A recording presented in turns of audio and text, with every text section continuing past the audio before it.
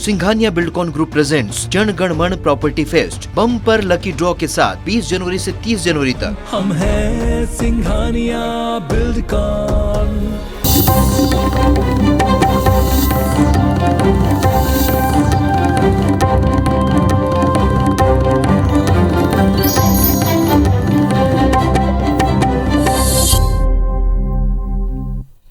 नमस्कार, आप देख रहे हैं आइब्स 24। मैं हूं राहुल सिन्हा। मध्य प्रदेश की खबरों में आपका स्वागत है और सबसे पहले बात करेंगे कोरोना अपडेट की। तो मध्य प्रदेश में आज 9,305 कोरोना मरीज मिले हैं और अब तक 9,59,439 संक्रमित कुल मध्य प्रदेश में पाए गए।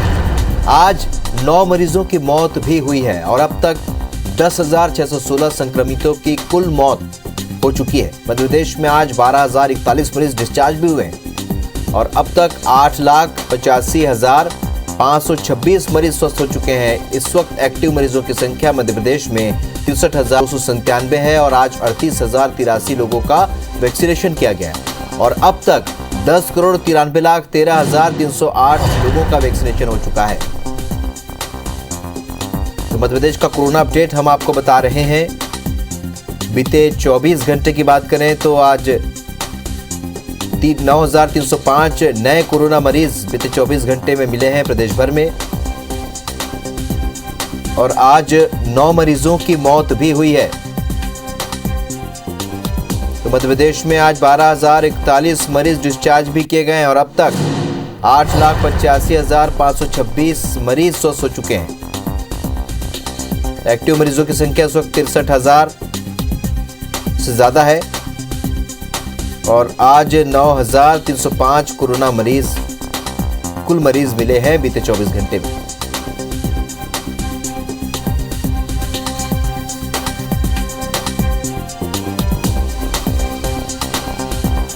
तो कोरोना मरीजों की संख्या बढ़ी है लेकिन साथ ही स्वस्थ होने वालों की संख्या, डिस्चार्ज होने वाले की संख्या भी बढ़ी है।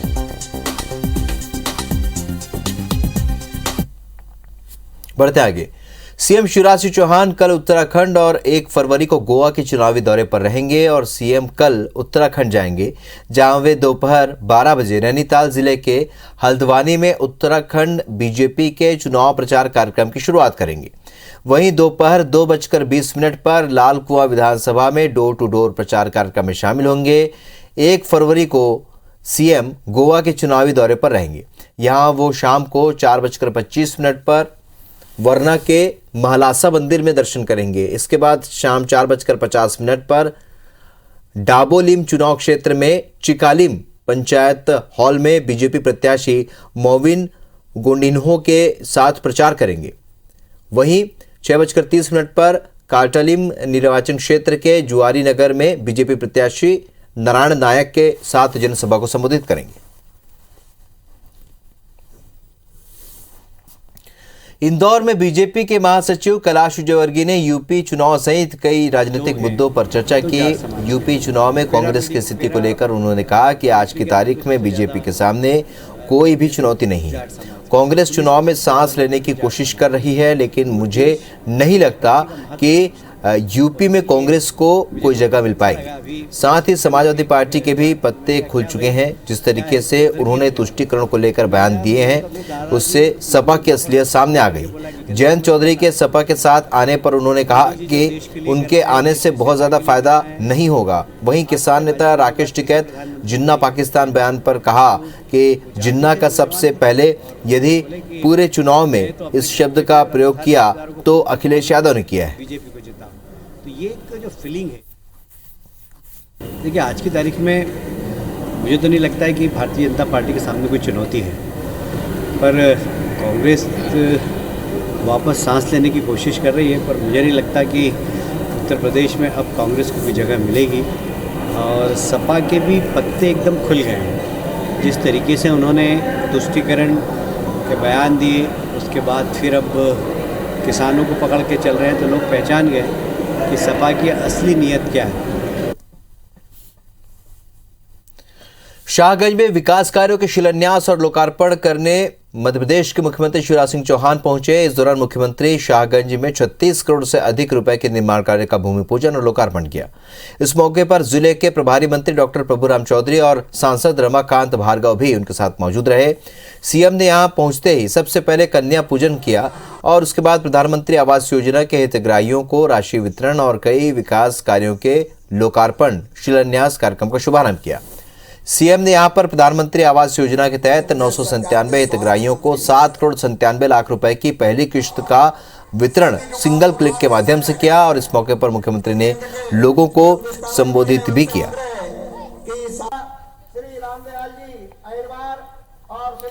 मध्य प्रदेश बीजेपी के बूथ विस्तारक योजना को अब 5 फरवरी तक के लिए आगे बढ़ा दिया गया है। बीजेपी प्रदेश अध्यक्ष वी डी शर्मा ने अभियान को आगे बढ़ाने के निर्देश दिए हैं। बीजेपी प्रदेश कार्यालय मंत्री राघवेंद्र शर्मा ने मिसरोद मंडल के बूथ पर जाकर अभियान की समीक्षा भी की। इसमें विस्तारक बने कार्यकर्ता से अपने बूथ पर 10 दिन तक 10 घंटे समय देना है। वहीं आगामी चुनाव में 10% वोट बढ़ाने के लक्ष्य की जानकारी ली गई। इस अभियान की सफलता से उत्साहित बीजेपी ने अब अभियान को 6 दिन आगे बढ़ाते हुए 5 फरवरी तक जारी रखने का फैसला लिया है। बूथ विस्तारक योजना बहुत, मैं कहूँ, अभी तक के कार्यक्रम में सफलता के नाते देखें तो सर्वाधिक सफल कार्यक्रम है। तो मुझे लगता है एक सामाजिक परिवर्तन के जो बिंदु होना चाहिए वो सारे बिंदु इस बूथ विस्तारक योजना में हैं और मुझे तो लग रहा है इसकी बहुत अपार सफलता है। इंदौर में बूथ विस्तारक योजना का महाअभियान चल रहा है और बीजेपी के सभी बड़े पदाधिकारी, विधायक और सांसद बूथ स्तर पर कार्यकर्ताओं से मिल रहे हैं। वहीं सदस्यता अभियान को आगे बढ़ाने के साथ ही बूथ के वरिष्ठ और युवा कार्यकर्ताओं से मुलाकात कर रहे हैं। सुबह से लेकर शाम तक कोई भी बड़ा पदाधिकारी किसी भी बूथ पर पहुंच सकता है। एक क्लिक पर किसी भी बूथ की पूरी जानकारी मिल सकेगी। हर बूथ पर 3 पदाधिकारी भी नियुक्त किए गए हैं जो कि त्रिदेव कहलाएंगे। बूथ अध्यक्ष, बूथ महामंत्री और बूथ अधिकारी मिलकर हर बूथ को मजबूत करेंगे। आज सभी कार्यकर्ताओं से मिलना जुलना और जो भी सहयोगी के नाते हम उनके साथ सहयोग कर सकते हैं, उसी लिए हम सब लोग निकले हुए हैं। बूथों को डिजिटलाइज करना, मुझे लगता है देश भर में ये अपने आप में एक अनोखी पहल हमारे संगठन ने की है। जबलपुर बीजेपी सांसद राकेश सिंह ने राहुल गांधी पर एक बार फिर से निशाना साधा है। दरअसल राहुल ने ट्वीट किया था कि एक हिंदुत्ववादी ने गांधी को गोली मारी थी। सब हिंदुत्ववादियों को लगता है कि गांधी नहीं मरे। इस ट्वीट पर पलटवार करते हुए राकेश सिंह ने कहा कि राहुल गांधी की बौद्धिक क्षमता के बारे में देश को पता है, लेकिन कांग्रेस में राहुल की बातों को लेकर कंफ्यूजन है। उन्होंने कहा कि पार्टी का दुर्भाग्य है कि कांग्रेस के पास एक ऐसा नेतृत्व है जो पूरी तरह से दिशाहीन है। राकेश सिंह ने यह भी कहा कि राहुल गांधी कभी हिंदू होने का ढोंग करते हैं, कभी जनेऊ पहनकर खुद को हिंदू बताते हैं। आखिर राहुल गांधी क्या चाहते हैं? वहीं कांग्रेस के घर चलो अभियान पर भी उन्होंने तंज कसा और कहा कि कांग्रेस की नींद तभी खुलती है जब बीजेपी कोई अभियान चलाती है। कि राहुल गांधी जी क्या कहना चाहते हैं उसके बारे में सबसे पहले कांग्रेस के लोगों का भ्रम दूर करें। वो किस तरफ खड़े हैं? वो कभी हिंदुत्व की बात करके एक तरफ खड़े हुए दिखाई देते हैं, वो सो कॉल्ड सेकुलर बनकर और हिंदुत्व के खिलाफ बोलना शुरू कर देते हैं। खबर ग्वालियर से, जहां पर हिंदू महासभा ने नाथूराम गोडसे और नारायण आप्टे की याद में शोक स्मृति दिवस मनाया। इस मौके पर हिंदू महासभा ने 5 लोगों को गोडसे आप्टे भारत रत्न सम्मान भी दिया। हिंदू महासभा के इस कार्यक्रम में बीजेपी के प्रदेश अध्यक्ष वी डी शर्मा ने कहा कि अभिव्यक्ति की स्वतंत्रता है, कोई कुछ भी कर सकता है, लेकिन सड़क पर खड़े होकर कोई किसी को भारत रत्न दे दे तो क्या उसे भारत रत्न मिल जाएगा? उन्होंने कहा कि बीजेपी ने हमेशा गांधी जी का सम्मान किया है। पीएम मोदी ही गांधी के सपने को पूरा कर रहे हैं। अब मैं कहूँ कि मैं इनको भारत रत्न दे रहा हूँ तो क्या इनको भारत रत्न मिल गया? कैसे कोई रोड पे खड़ा होकर के कहने लग गया कि साहब मैं भारत रत्न हो गया, तो हो जा भैया भारत रत्न, कोई देने से दे रहा है तो अब इसके लिए अपन क्या करेंगे? स्वतंत्रता की अभिव्यक्ति है, कोई कुछ भी कर सकता है। खंडवा पहुंचे पूर्व PCC chief Arun Yadav ration की कालाबाजारी के मामले में प्रदेश सरकार को कटघरे में उन्होंने खड़ा किया। अरुण यादव ने प्रदेश सरकार पर माफियाओं को संरक्षण देने का आरोप लगाया। उन्होंने कहा कि अगर सरकार की नीयत साफ है तो ऐसे माफियाओं पर कठोर कार्रवाई करनी चाहिए। राशन माफिया गरीबों के हक पर डाका डाल रहे हैं। वहीं खंडवा सांसद ज्ञानेश्वर पाटिल ने अरुण यादव के आरोपों को नकारते हुए कहा कि ऐसे लोगों को कोई राजनीतिक संरक्षण नहीं है। मुख्यमंत्री माफियाओं को लेकर सख्त है, जो भी दोषी है उन्हें बख्शा नहीं जाएगा। कानून अपना काम कर रहा है। बता दें कि खंडवा के मंछौड़ी रैयत गांव में बीते दिनों 250 क्विंटल सरकारी गेहूं की कालाबाजारी का मामला सामने आया था और मामले में 6 अनाज माफियाओं पर जावर थाने में एफआईआर दर्ज हुई है। इसमें राशन माफिया असलम चौहान, उसका भतीजा Shahbaz Chauhan, Arbaz Chauhan, transporter Sadiq, truck driver Fahim और गोदाम मालिक जफर मोहम्मद पर के खिलाफ पुलिस ने केस दर्ज किया है। ये सभी आरोपी फरार हैं। देखिए, ये मैं वही कह रहा हूँ कि पूरा संरक्षण प्राप्त है इस सरकार का उन लोगों को जो माफिया हैं, चाहे वो ज़मीन का माफिया हो, चाहे अनाज का माफिया हो, चाहे अन्य हो। और अगर सरकार की नीयत ठीक है तो सरकार को एक्शन में आना चाहिए। कोई भी माफिया और गरीबों के थाली में जो डाका डालेगा कोई बचेगा नहीं। माननीय मुख्यमंत्री के सख्त निर्देश है और प्रशासन अपनी कार्रवाई उसमें कर रहा है। राजनीतिक किसी को संरक्षण नहीं है। माननीय मुख्यमंत्री जी के सख्त निर्देश है कि कोई भी कालाबाजारी करने वाला बख्शा नहीं जाएगा। भोपाल के बैरसिया में बीजेपी नेता निर्मला देवी शांडिल्य की गौशाला में कई गायों की मौत हो गई। रविवार को गौशाला स्थित कुएं में करीब 20 गायों के शव मिले। करीब 80 से ज्यादा गायों के शव और कंकाल मैदान में पड़े मिले हैं। इसकी जानकारी लगने के बाद मौके पर बड़ी संख्या में लोग जमा हो गए। विरोध की वजह से बड़ी संख्या में पुलिस बल भी तैनात किया गया। लोगों की मांग है कि दोषियों पर कार्रवाई की जाए। बीजेपी नेता निर्मला देवी 20 साल से गौशाला का संचालन कर रही थी और अभी गौशाला में 250 गायें हैं। वहीं घटना की जानकारी के बाद कलेक्टर अविनाश लवानिया समेत प्रशासन के अन्य अधिकारी भी मौके पर पहुंचे। विरोध कर रहे लोगों को अफसरों ने शांत कराया। लोगों का कहना है कि कई दिनों से बड़ी संख्या में गायों की मौत हुई है और प्रशासन की टीम गायों की शव की गिनती करने में जुटी है। कलेक्टर ने बताया कि गौशाला का संचालन प्रशासन ने अपने हाथ में ले लिया है। मामले की जांच कराई जाएगी। निजी गौशाला है, निर्मला शांडिल्य जी द्वारा जो संचालित है, उसका निरीक्षण किया गया। निरीक्षण में ये पाया गया कि जो गाय समय समय पर जिनकी मृत्यु होती रहती है, उनका विधिवत क्रियाक्रम जो किया जाना चाहिए वो उनके द्वारा नहीं किया गया है। उनको ऐसे ही खुले में छोड़ दिया गया है, जो कि एक बहुत ही गलत और अमानवीय कृत्य है। इसको देखते हुए उनसे गौशाला का जो संचालन है वो ले लिया गया है। रायसेन के ओबेदुल्लागंज में प्रशासन ने अतिक्रमण हटाने की कार्रवाई की। इस दौरान 2 करोड़ की 4 एकड़ की जमीन को अतिक्रमण से मुक्त कराया गया। राजस्व विभाग और नगर परिषद की संयुक्त कार्रवाई के दौरान भारी पुलिस बल भी तैनात किया गया था। अर्जुन नगर क्षेत्र में हरि सिंह कुचबंधिया और सच्चू कुचबंधिया ने सरकारी जमीन पर कब्जा कर रखा था और प्लॉट काट कर बेच रहे थे, जिसकी सूचना प्रशासन को लगी और तहसीलदार निकिता तिवारी के नेतृत्व में अतिक्रमण हटाने की कार्रवाई की गई।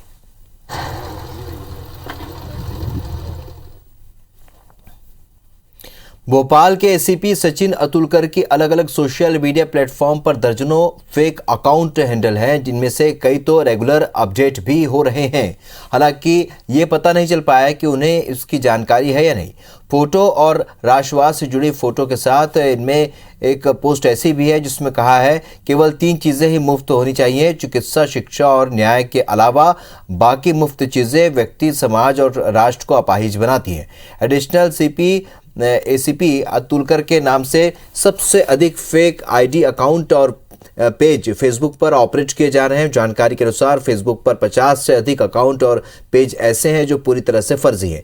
इसके बाद इंस्टाग्राम पर भी कुछ ऐसी ही स्थिति बनी हुई है। ट्विटर पर भी करीब 12 अकाउंट सचिन अतुलकर के नाम से बने हुए हैं और इसे लेकर सचिन अतुलकर ने कहा कि पहले भी कार्रवाइयां होती रही हैं, ऐसे में देखना होगा कि उनका उद्देश्य नुकसान पहुंचाना है नहीं।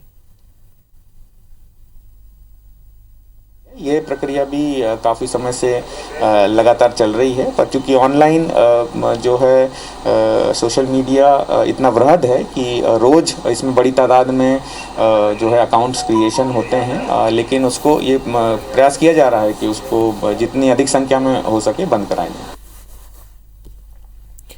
जबलपुर में 1 लाख से भी ज्यादा किसान सम्मान निधि पाने से वंचित हो सकते हैं। दरअसल इसका पता उस वक्त लगा जब कलेक्टर कार्यालय में भू अभिलेख शाखा के पास किसान सम्मान निधि के पात्र किसानों के सत्यापन की लिस्ट भेजी गई। सत्यापन के दौरान लिस्ट में 1,93,000 के करीब ऐसे किसान पाए गए जो कि कई कारणों से अपात्र हैं। भू अभिलेख शाखा के आंकड़ों के मुताबिक जिले में 3,78,000 से भी ज्यादा किसान पंजीकृत हैं, जिनमें से 3,45,000 से के करीब किसानों को सम्मान निधि का लाभ मिलता है। इस बार 1,85,392 किसानों को अभी तक लाभ मिल चुका है। भू अभिलेख अधिकारी की माने तो कुछ प्रकरण ऐसे हैं जिनका सत्यापन मौके पर जाकर होता है, जिसके नहीं हो पाने से ऐसे किसान सम्मान निधि से वंचित हैं। कई किसान ऐसे हैं जिनकी मृत्यु हो चुकी है और उनकी जगह उनके परिवार वालों के नाम जुड़ने की प्रक्रिया पूरी नहीं हो पाई है।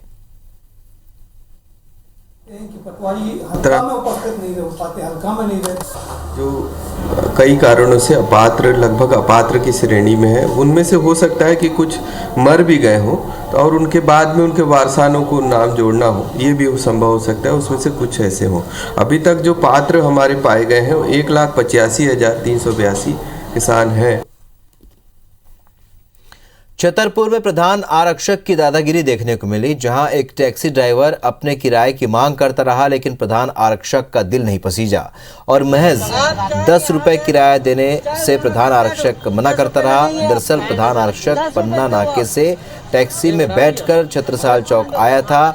जब टैक्सी ड्राइवर ने इससे किराया मांगा तो उसने देने से मना कर दिया और चौक पर ही जमकर हंगामा कर दिया। आखिरकार रोको टोको अभियान चला रहे नगर निगम के नगर पालिका के कर्मचारी ने टैक्सी चालक को का किराया दिया और वीडियो में देख सकते हैं कि किस तरह से टैक्सी चालक प्रधान आरक्षक से किराए की मांग करता रहा, लेकिन उसे पैसे नहीं मिले।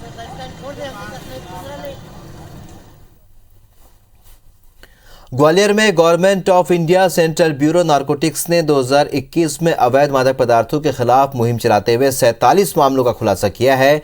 वहीं 56 लोगों को गिरफ्तार किया है। इस साल की शुरुआत में जनवरी महीने में ही 5 बड़े मामलों का खुलासा किया गया। और 2021 के आंकड़े बताते हुए सेंट्रल ब्यूरो ऑफ नारकोटिक्स के कमिश्नर राजेश एफ ढाबर ने अवैध मादक पदार्थों की तस्करी के लिए डिजिटल मीडिया के उपयोग को बड़ा चैलेंज बताया।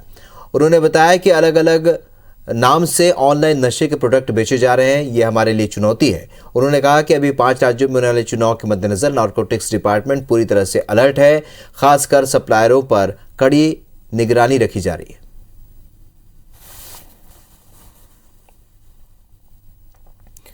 पर्यटन क्षेत्र को बढ़ावा देने के लिए जबलपुर को बड़ी सौगात मिलने जा रही है और जबलपुर में देश का पहला जियो पार्क खुलने की तैयारी लगभग पूरी हो चुकी है। इसके लिए भारतीय भूवैज्ञानिक सर्वेक्षण विभाग ने इसे हरी झंडी दे दी है। वहीं जियो पार्क की डीपीआर तैयार करने के लिए 1,30,00,000 रुपए की राशि भी स्वीकृत की गई है। जबलपुर सांसद राकेश सिंह ने बताया कि जियोलॉजिकल पार्क जबलपुर के पर्यटन के लिए मील का पत्थर साबित होगा। लम्हेटा घाट के करीब 5 एकड़ क्षेत्र में जियोलॉजिकल पार्क खोले जाने की तैयारी पूरी हो चुकी है। करीब 35 करोड़ रुपए की लागत से पार्क खुलेगा। वहीं जबलपुर में पिछले 5 साल से अटके रीजनल साइंस सेंटर को भी हरी झंडी मिल गई है। लंबे समय से जिसके प्रयास किए थे कि जबलपुर में रीजनल साइंस सेंटर स्थापित हो, उस साइंस सेंटर की भी लगभग सारी बाधाएं पूरी हो गई हैं। भेड़ा घाट में वो साइंस सेंटर भी स्थापित होगा जिसकी लागत होगी 15 करोड़ 20 लाख रुपए। केंद्र सरकार और मध्य प्रदेश सरकार दोनों के सहयोग से ये निर्मित होगा और इसके लिए मैं मध्य प्रदेश के मुख्यमंत्री माननीय शिवराज सिंह चौहान जी के प्रति आभार प्रकट करता हूँ। भारत की आज़ादी के 75वें अमृत महोत्सव के अवसर पर रविवार को गांधी हॉल में स्वतंत्रता संग्राम सेनानियों और उनको नमन करते हुए देश के प्रधानमंत्री नरेंद्र मोदी की 4,500 वर्ग फीट की रंगोली शहर की आर्टिस्ट वर्षा सिरसिया द्वारा बनाई गई। इस कार्यक्रम में बीजेपी के राष्ट्रीय महासचिव कैलाश विजयवर्गीय भी शामिल हुए और इस आयोजन की तारीफ की। सिर्फ कला नहीं है, कला के पीछे की जो भावना रहती है वो भी बहुत साफ दिखाई दे रही है और मैं गौरवान्वित हूँ कि इंदौर में ऐसे कलाकार हैं जो अपनी कला के माध्यम से इंदौर को फिर से एक बार गौरवान्वित करेंगे। मैं एक बार वर्षा को बहुत बहुत बधाई देता हूँ। और अब आइए आपको एक ऐसी रामलीला के बारे में बताते हैं जो कि पिछले 121 साल से लगातार मंचित की जा रही है। जी हाँ, ये विदिशा की ऐसी रामलीला है जिसमें देश के पूर्व राष्ट्रपति शंकर दयाल शर्मा से लेकर वर्तमान में नोबेल पुरस्कार विजेता कैलाश सत्यार्थी भी पात्र रह चुके हैं। डॉक्टर, प्रोफेसर, वकील से लेकर शासकीय कर्मी, अधिकारी और समाजसेवी भी लगभग एक माह तक चलने वाली इस रामलीला में विभिन्न पात्रों का अभिनय करते हैं। विदिशा की रामलीला मकर संक्रांति से शुरू होकर फरवरी तक यानी कि लगभग 1 महीने तक चलती है। हालांकि कोरोना काल में इसकी समय सीमा कम कर दी गई और दर्शकों को भी कोविड-19 नियमों का पालन करने के निर्देश दिए गए और रावण के कद को भी छोटा कर दिया गया। इस बार 21 फीट के रावण का दहन किया गया, लेकिन इस बार रावण दहन के दौरान दर्शक अपने आप को रोक नहीं पाए। रामलीला के मानसेवी सचिव और उसके सह-संचालक रामलीला का महत्व बताते हुए कहते हैं कि वाकई ये देश की जानी मानी रामलीला में से एक है।